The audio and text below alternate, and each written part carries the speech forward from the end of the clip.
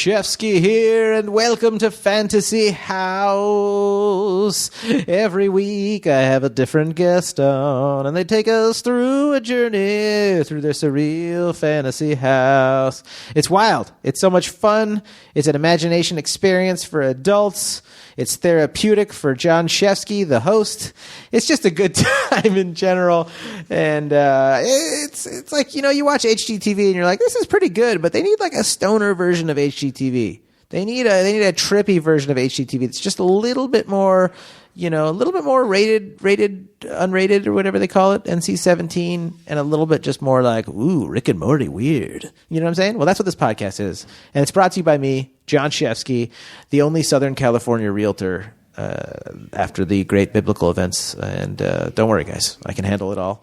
Hit me up if you want to talk about houses, buying them, selling them, just living in them, imagining them. I'm here. Multifamily, apartment buildings. I love them. I always love to talk about those. You guys can send me messages at fantasyhousepodcast@gmail.com, or you can go on my Instagram, Jon Shefsky, JONSHEFSKY. Let's get this episode going. This is a fun one, as they always are. My buddy Mike Holmes is here. He's a writer, comedian, awesome dude, and his fantasy house is really fun. And we had a really good time riffing. He came up with some cool tech.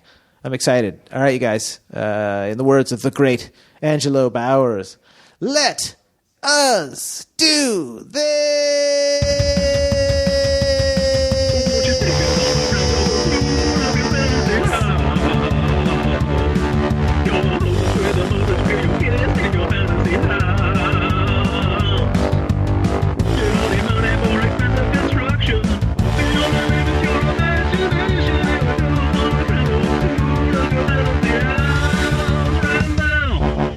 I'm a stand-up comedian. I'm a writer. I am a copywriter. You copy a lot of stuff. I do write. I copyright. What is a copywriter? A copywriter writes copy.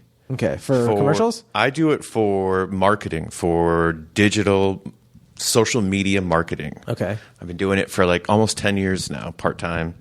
Dude, I remember when you got your first gig.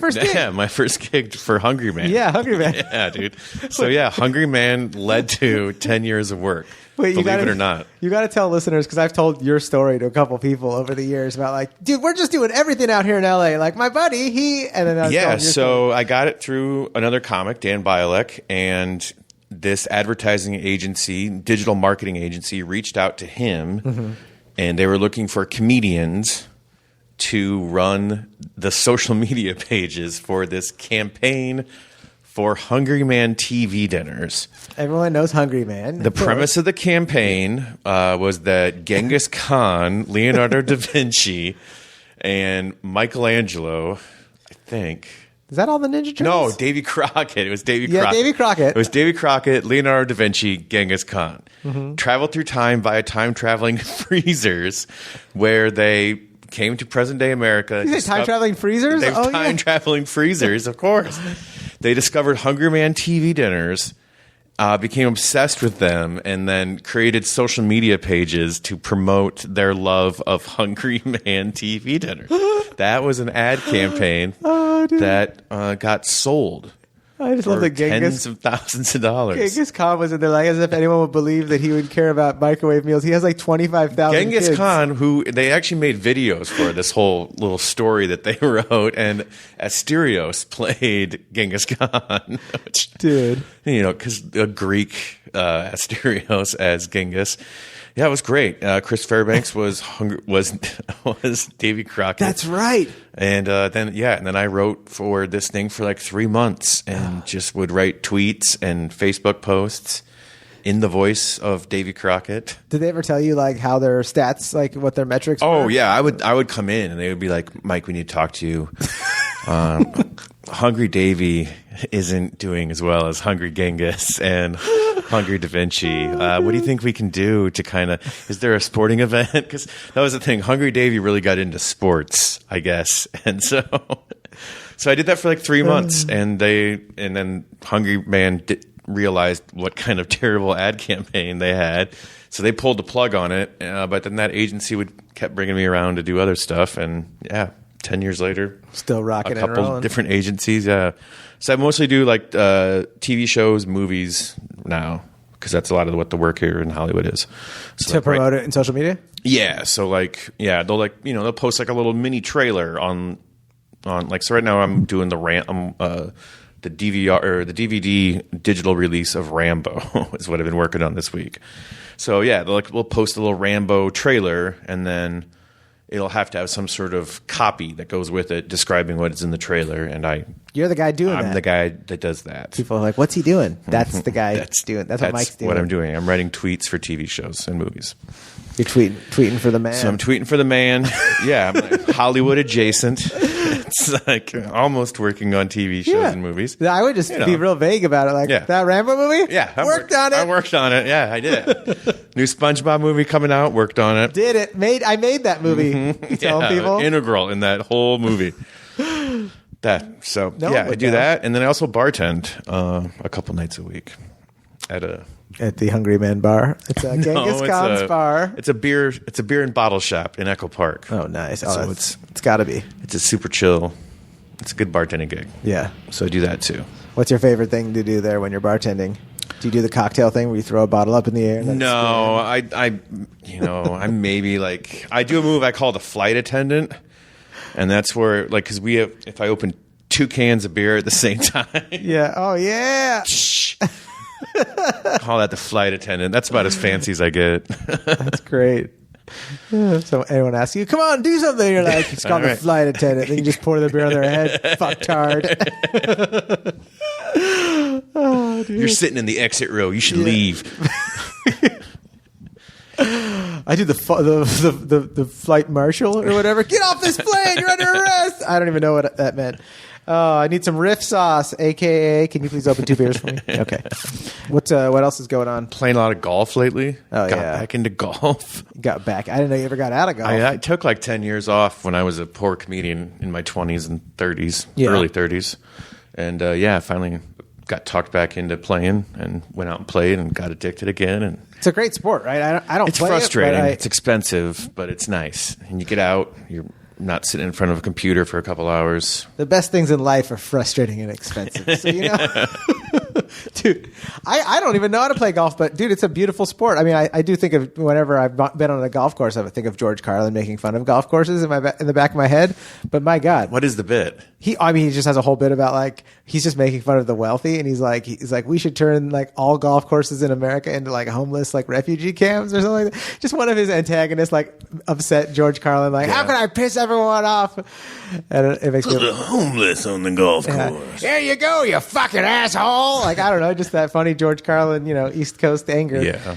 But my brother's super into golf, and so I've been on the courses with him. But I'm horrible at golfing. This one thing I didn't play. I lived out here for 11 years, and I didn't start playing until like the last 6 months. So it's been cool to just to go out and explore Southern California via golf courses. Do you drink while you do it, or what do you do to? A little bit, yeah, not too much. I mean, sometimes I do too much, and that never goes well. Yeah. Oh, yeah. I've had some bad back nines, where I thought I could get loose with like 2 or 3 beers on the front nine.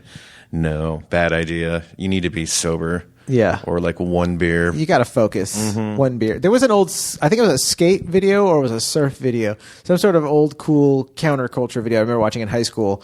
And there was, I think it was for the Black Flies company, the sunglass company. And this one pro, how they would they were always so creative, right? They'd have like whatever the sport they were playing with, and they'd intercut that with like something else.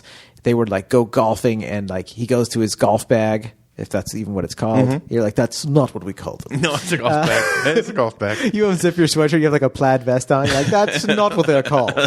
Obviously, you haven't seen Happy Gilmore lately. That's not what we refer to those as.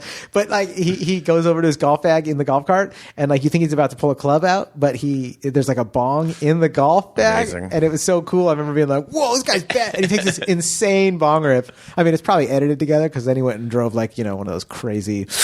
I played with guys a couple of weeks ago. They were just ripping it, yeah. Just casually, just setting bowls out on the green. Yeah, just like I don't know. It's legal in California. I don't know if it's legal on the golf course. I mean, as far as physics go, it's legal. I mean, it's a plant that grows, right? Well, yes. So you just light it up, inhale, and see what happens. But yeah, no, it was fun. They were pretty chill. it seems like more of a frisbee golf thing to be Definitely, stoned definitely than a regular golf thing. But nonetheless, great sport, great folks. great sport. As long as you're not taking bong rips at the shooting range, stay focused, stay on it. Yeah, I don't know. I get super ripped. Or no, I don't get super ripped. I saw guys get super ripped at roller hockey when I was a kid. The older kids, like I was like 13, and like the 15 and 16-year-olds literally would bring like bongs and get super stoned at a hockey game. And I was just like, whoa, like they're super stoned. That seems like you could play it pretty stoned, right? I don't think. Well, first of all, everybody's brains are wired differently, right? So some people get really stoned and like they're affected, like, cool. I feel good. Some people get stoned like myself, and they're just like, my proprioception is gone. Right. I don't know which knee is which knee. Right. My hands. Yeah. If you're like the focused stoner, I can see it. The focused stoner. That'd be a cool name for a bar for you to work at. I'm a bartender at the Focused Stoner. Oh, dude. Should we get into your fantasy house? Should we go to that geographic location? Okay. Yeah. Let's do it. Should I tell that story first? Oh, yeah. Tell the story, dude. Okay. So we're going to start talking about fantasy houses. That reminded me of a story from my childhood. When I was a kid in the 80s, I was sort of materialistic, as everyone in the 80s was. 80s, yeah. Come on, and, Charlie Sheen. So I'm young, and I'm like, this is probably like, I'm 7 years old, 8 years old, I don't know, right around that age, 6, 7, 8. And my parents at the time lived in the house where my mom still lives now. It's a ranch house, 1-story, brown ranch house, very nice. Love it. Love the house. But at the time, for some reason, I thought like, the bigger the house, the better. And so I had friends that had like 2-story houses. And like, so I come home one day and I'm like, Mom and Dad, we got to get a bigger house. You're proposing this to your parents? Yeah, I'm proposing this to my parents as like, I'm like a first grader. And they were like, okay, you go on. You twerp. Yeah. They're like, well, okay, if you want us to have a bigger house, then you can buy us a bigger house, Mike. And so I was like, okay, no problem. I'll do that. And she was like, really? Because houses cost thousands and thousands of dollars. And I was like, okay, yeah, I'll save up. No problem. I read a book on savings. I know what you got to do. Challenge accepted. Challenge accepted. I will save up for this house. And so I understood that I needed to save a lot of money, more money than I was used to saving. So at the time I had a piggy bank, but I'm like, this is bigger than my piggy bank. This is big time. So I went into my parents' like cleaning supplies closet, and I got my mom's yellow mop bucket, and I took it, and I took a magic marker, and I wrote all over her bucket, new house, new house, new house, new house, all around the bucket. And then just like set it out in the living room for people to start donating. Your first nonprofit was born. Like, we're going to get this thing filled. I don't know what happens. I'm guessing a few weeks go by. I get like $1. So I just take the money. I spend it on candy. Yep. Last time I went home, last month, go into my parents' cleaning supplies closet, look on the floor. It's the yellow mop bucket. Still there. Still there. And in faded magic marker, you could still read, dude, new house, new house. So I got a magic marker, and I just wrote, new mop bucket, new mop. Because it's 30 years old, Mom. Get a new mop bucket. Come on, Mom. Come on, Mom. Come on. Can't even get a new house. Forget the new house.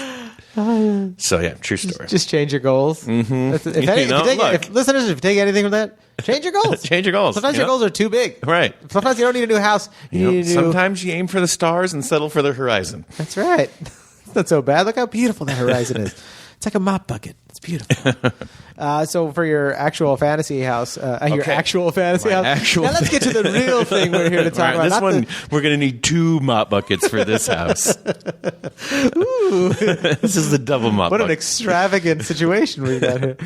All right. Oh, no. All right. So I was thinking about this. My dream house Okay, this is weird. It better be weird. Full on fantasy. Okay. I demand it. And we were talking about golf earlier. Yep. So, all right, my property is a giant acreage right on the ocean, Northern California. Mm-hmm. Okay, right on the ocean. Half of it is a fully operational farm manned by robots. Of course. Okay. The only people you don't feel bad about making work for you. Totally sustainable. Yep. Solar-powered robots. The other half... Solar-powered, huh? Sure. Are they all Jewish? They have little yarmulkes made out of solar things? You're like, look, they have yarmulkes. That's clever. I didn't think about that. Oy, we'll consider it. We'll consider it. Ooh, these cows are stinky.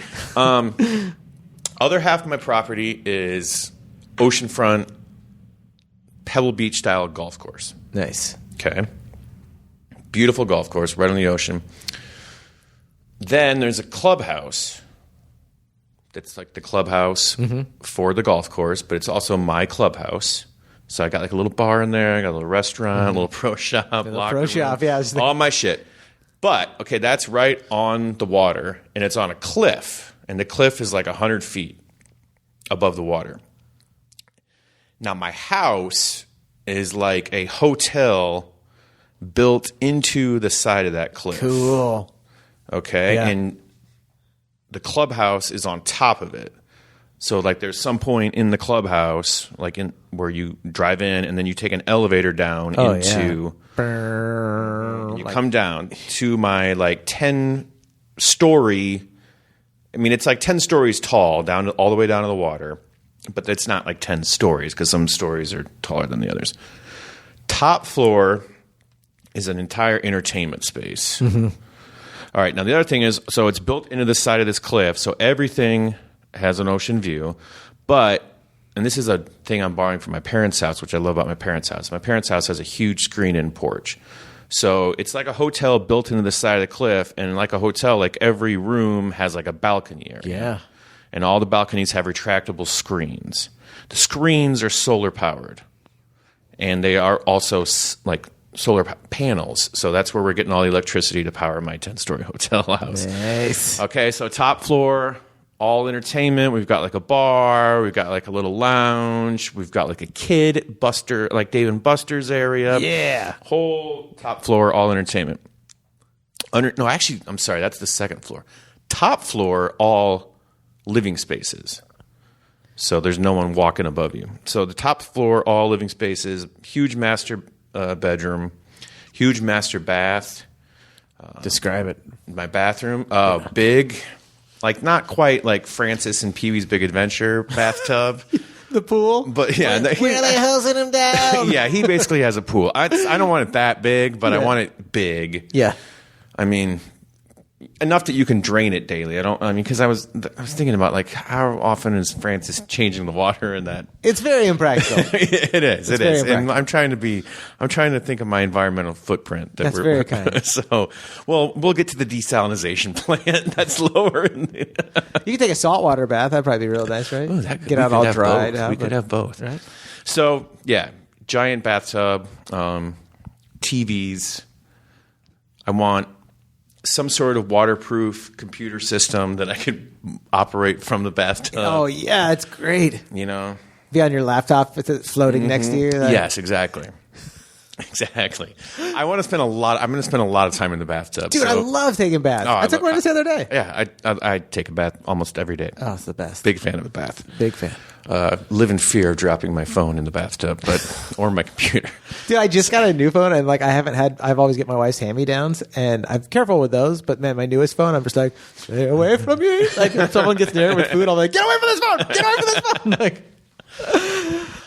okay, so I did not pay the extra whatever $200 for the insurance or whatever. Yeah, I did because I was playing Pokemon Go for a while. In full disclosure, and by a while I mean currently, and I dropped my phone like 3 times in 6 months. Oh, okay. From playing that game? Mm-hmm, from playing that game, and had to like get my screen fixed. So when I got a new phone, I paid the It's insane how much we pay for phones. I mean, they do a lot, but it's funny. Like in the old days, you would buy a phone for $25 at Target and be like, it's Garfield or it's a cheeseburger. And it's so cool. And now it's like, that'll be $1,000. Like, huh? Like, are we ever going to retire in this generation? Where's Garfield on this? Yeah. It's not even shaped like something novel. It's just a phone. Do you have it in a cheeseburger form? That's right. I'd feel better about this $1,200 purchase if it looked like something I could eat. Ridiculous. So, all right. I bet they have a really cool cheeseburger case though for iPhones. Like the back of it, you Oh, get it at sure like a Japanese like novelty store or something like that. It's Definitely. it's like 8 pounds. It's huge. You can only fit into a Doesn't purse. fit in your pocket. It can only fit like- into a purse. Yeah. I knew someone had like a pineapple case for their phone. That was like it was literally like double the size of your phone. I was like, that's a really large thing to have to hold up to your ear to talk to somebody. Okay. Okay. Enough riffing. Now back to the serious show, back to Fantasy my- House. my Very serious show. So I don't know if I have any like specs for my bedroom, you know. Just like close your eyes and just paint a picture for us. Like imagine we're on MTV Cribs and I'm here with the film crew. Like, Well, it's got a huge screen-in porch. Okay. I almost feel like the bed might be right up on the porch. okay, that's cool. Big bed. Big bed, Parliament. Yeah, TVs. Okay. What color is the walls? Is it just I would like a. Oh, there's also a brewery somewhere on the grounds of my house. I don't Okay. know where it is. Could be up. I don't know. Could be by the golf course. There's a brewery. okay? With those big tanks. Mm-hmm. Do you have like a guy that has a really well kept beard? Very well kept beard. And huge, but well kept. He does all the hop stuff. He's making the best West Coast IPAs in all Dude, of California. So hoppy, you're not even gonna like it. Dude. It's that hoppy. No, they're not too hoppy. They're nice balance. Okay. Like 6.7%. So yeah, there's some sort of bar in my bedroom. Okay. In your bedroom? Very romantic. Or drunk. Or alcoholic. What a romantic alcoholic. Well, there's something romantic about being an alcoholic, you see. You have to have a lot of love. They go with the flow. There's one thing about alcoholics. They generally go with the flow, at least in the good point of being drunk. So yeah, I think that's imperative in my bedroom. Nice entertainment center. You got a bathroom. in there. What I also want, great closet, and I want like some sort of, you said we can invent things. Oh, yeah, dude. I want like some sort of thing where it's like a laundry machine where you just like throw it in and it just like washes it, Yeah. presses it, puts it on a hanger and sends it down like a little conveyor belt right into the appropriate space. Dude, you want to know what's funny? Is I don't know if anybody, and correct me if I'm wrong, listeners, I don't know if anybody has had anything exotic for an actual laundry machine. And I love doing laundry when I have time to do it, but when I don't have time to do it, then it's a huge nuisance. Yeah, so I mean, this is like, it's just like your own, it's like a dry cleaning machine built into one. Yeah, that's awesome. Okay. That's very adult of you. Well, you know, I was thinking this through. Yeah. And we're getting all the water comes from the desalination plant, which is on the lower level. We'll So get there's to no that. guilt involved here. No, this is guilt. And we're off the grid. You Yeah. know, we're off the grid. That's our thing. So when the shit hits the fan, you know, I'm not in favor of Trump's wall, but we're gonna have a huge wall. Your own wall? We're gonna have a beautiful wall around my compound, 30 feet. And then 30 feet up, 30 feet down, just to prevent tunneling onto the property. Yeah. So that's important. Shefsky here. Hey, you guys know I'm not just a fantasy real estate agent. I'm a really real real estate agent. That's right. In real life in Southern California, I am a realtor. So hit me up if you want to talk about houses, condos, multifamily apartment buildings. If you want to sell a house, buy a house, fantasyhousepodcast@gmail.com or on Instagram at JONSHEFSKY. Why not? You know what I'm saying? Real estate. It's really fun. All right, guys. Back to the show. Then I think the next level down would be sort of like an entertainment center level, in-home theater. What would we be watching if you're like, this is my theater? You know, nothing in particular. Just got to be one thing. You have to pick it. We're here with the film crew. We're like, we're filming our episode. What are we going to play? What are we going to play? It could be anything, too, by the way. It doesn't have to be comedy or... I think sports. Yeah, I'd have, Iowa. I'm an Iowa fan, so I'd have classic Iowa sporting events being played, looping nonstop. That's great, looping in the home theater. So that'd be on that level. I feel like then the next level down is gonna be like my fitness level. I want a basketball court, but I also want to be able to press a button and like ping pong tables come up from the floor, along with little barriers So we get like 4 ping pong tables on my basketball court. Championship. So we can get like a round robin tournament going. We got barriers up in between the 4 courts. So there's balls kind of containing the balls. Yep. Gotta contain the balls. Gotta contain the balls. Otherwise, they go everywhere. They can go anywhere. I'd like an indoor horseshoe pit. Ooh. An indoor bowling alley. I love that. Indoor horseshoe pit, though. Yeah, Man. doesn't that sound nice? Yeah. With like self-raking like sand. Yeah. I was thinking about that. It could either be like a rake that comes out and levels the sand, or it could be like sort of like a thing that agitates it. It vibrates it and then the sand just settles back into place. The vibrating thing would be fun. Because you could like lay down in it when you are drunk and be like, hey, check this out. You're not, I don't know if you're supposed to do that, man. That'd be really fun for the Cribs episode. I love horseshoes. That's great. Like that. That's a good. Horseshoes is a great game for a simple-minded fellow like myself. I'm like, I don't really have much to wrap my head around here. I'm going to throw the horseshoes. I really love horseshoes. Horseshoes is great. At my grandparents' house, at that park by their house. Kids don't play enough horseshoes these days. That's the problem. All right, so we're like, what are we, 4 levels in? We're like 4 levels in now. Because you got 6 levels left, dog. And then now I think, well, no, that's the thing though. Like the basketball court's taken up. Oh, okay. At least 2 levels. Okay. I think the home theater is probably taken up 2 levels. Okay. All right. living. Listen, So yeah, then we're getting down to, I think then it's like a kitchen area. Yeah. With a huge kitchen. Probably taking up half the structure. Like I feel like the structure is going like east to west, like 100 miles, 100 yards, 100 yards, 100 yards. So I would say half of the eating level is the kitchen, and I could go on for days about what I want in my dream kitchen. Do it. I want every sort of cooking surface imaginable, flat top. I want charcoal grill. I want a gas grill. I want wood-fired grill. Just the whole. I want a wood, like a pizza oven. Yes. I want deep fat fryers. I want like, what is it called? Like where you can cook it in water. Oh, like sous vide? Yeah, like a little sous vide tub. Station. It's a tub. I'm sitting in it next to. I want a nice next to some duck. Like a butcher block island. I was this thinking about jacuzzi's this. amazing. You're like, that's my sous vide machine. You're like, hi. Someone else like, this duck tastes weird. I want like a butcher block island. Yep. I was thinking it'd be cool to have like some sort of like projections system that projects recipes from the ceiling down onto Oh yeah, the butcher block. That's cool. Right. Just like you'd have a projector onto a screen, but you could have it like straight down onto your butcher block. So you're like, oh shit, garlic. Oh, shit. Okay. Oh, that's genius. There could also be some sort of like Siri, involvement where it's like you're missing the, so and so. Well, you got your Jewish robot thing. Like, I don't know a lot about cooking, but there's something you need paprika. You're missing paprika. I hate to nag. Sorry to bother you. That's too much salt for me. Another machine I was thinking needs to be invented is a machine that I can put a whole clove of garlic into, or like a whole head of garlic. Yep. And then it just peels it and then minces it and then. Oh yeah, just gives it to you fresh right there. Mm-hmm. And I know they have that already, but you got to have a sleeker, sexier, consumer level version of that. That thing exists? It has to, because they've been doing. They sell fully minced garlic in huge quantities. There's no way they pay people to chop those things up into little pieces. I know that they've got that. They have to. They simply must. Well, we should look into that. Because, it's possible, but it probably takes up half a factory. Yeah. But if you think about how many garlics... Well, I want a little countertop. Yeah, that's what I'm saying. They need a consumer level one that's the size of like a little Mac. Yeah, like the size of like a Keurig machine. Yeah, exactly. What else? Is there anything else in this?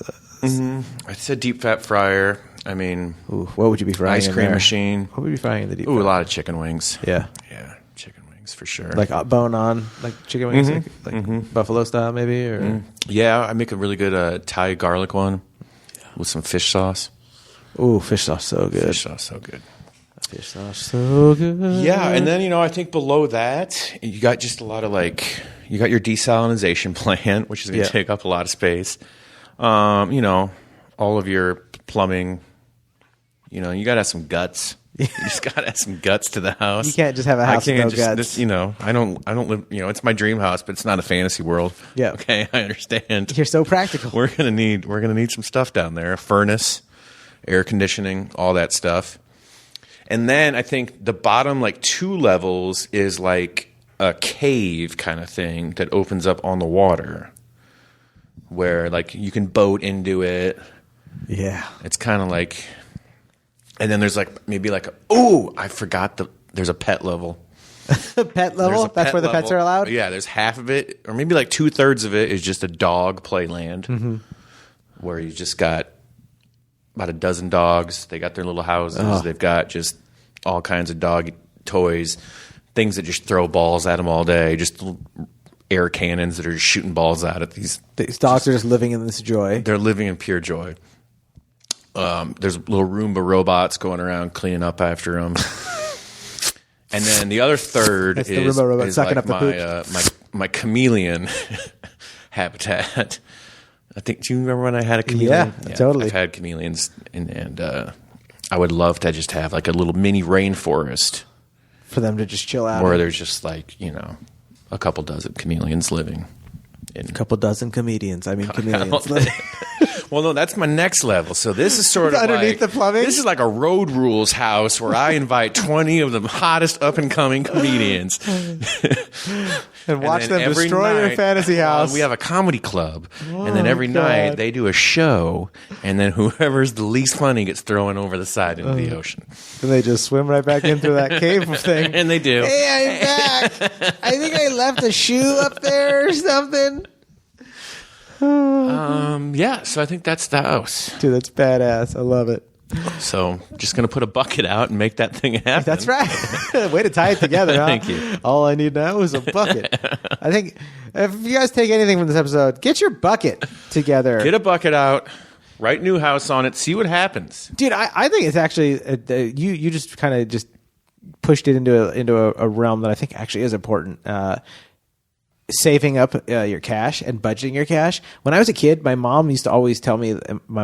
She's a baby boomer, so she's really funny and completely just silly and just where Mom, what are you talking about? So she always loved Tony Robbins and all that kind of stuff. And I was always like, that is the dumbest shit ever. And now I'm in my 30s and I was like, there was some good points that some of those people made. Man, you really should wake up in the morning and be thankful to be alive. Or there's just silly things or things that you think you're silly at one point in your life. They're I guess that guy was right. And one of the things my mom tried to show me that I was like, get away from me with your dumb shit, was when I'm a punk rocker. You're an idiot, Mom.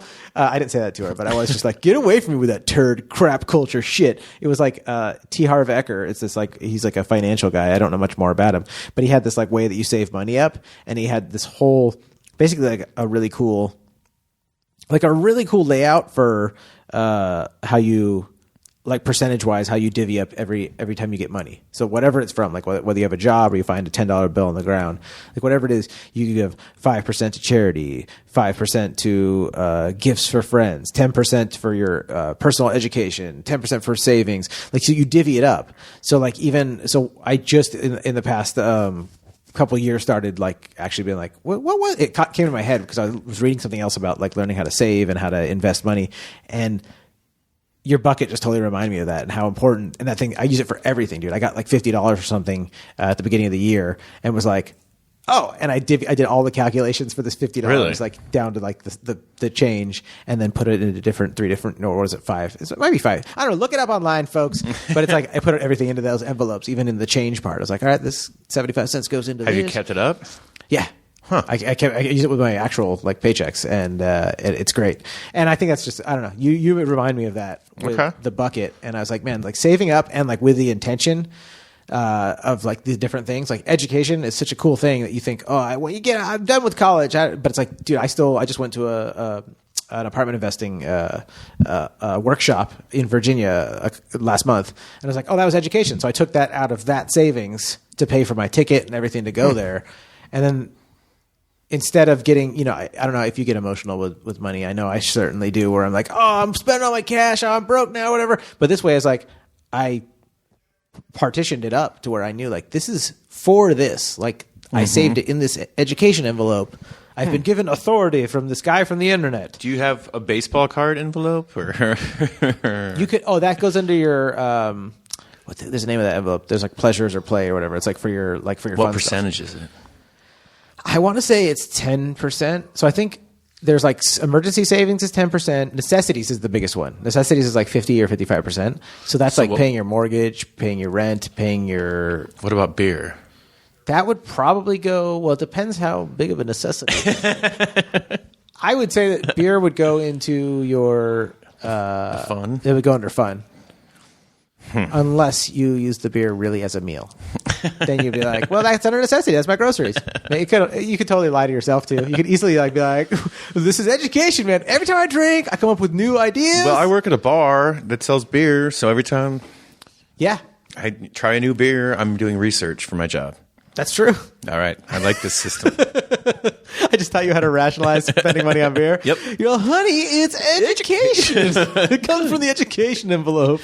You are stymieing my education here. But honestly, do try it. I think it's all right. It's what's his name? It's T. Harv Eker, but I know there's Harv Eker. Yeah, like T. Harv Harv Eker.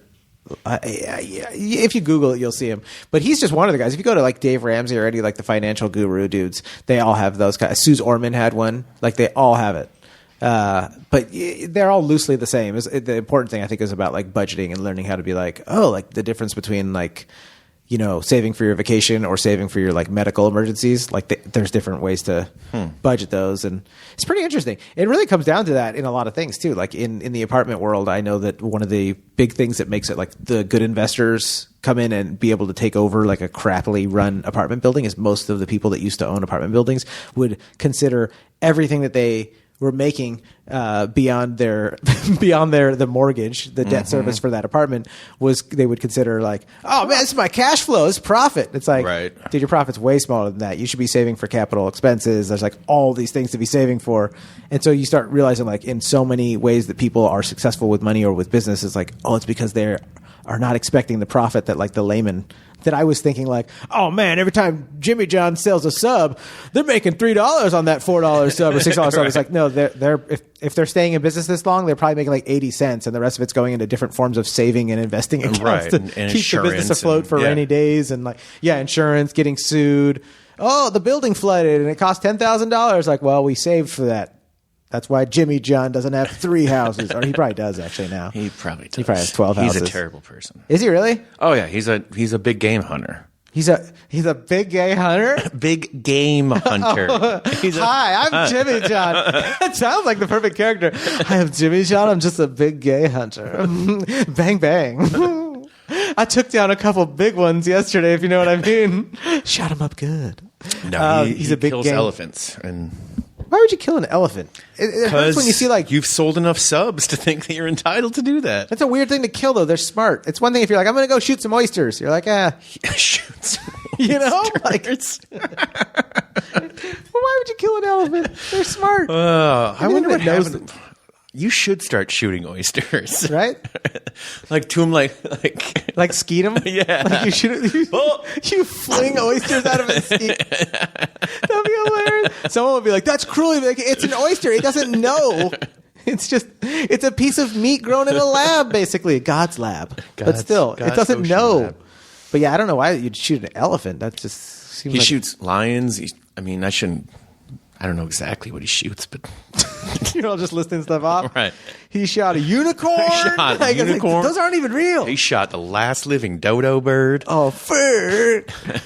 I don't know. There's a primal sense though, because I've known some good people that are hunters that like just hunt a bunch of stuff, and it's like they have the need to just go out and like, I've got to kill to make it for my family, survive to the winter. And you're like, we're all right. We're all right now. All those subs back there. Yeah. I think it's a weird urge, but I don't know, the urge to kill. NBD. NBD. It's just the urge to kill. Everyone, go back inside. Nothing to see here. It's just the urge to kill. Just expressing an urge.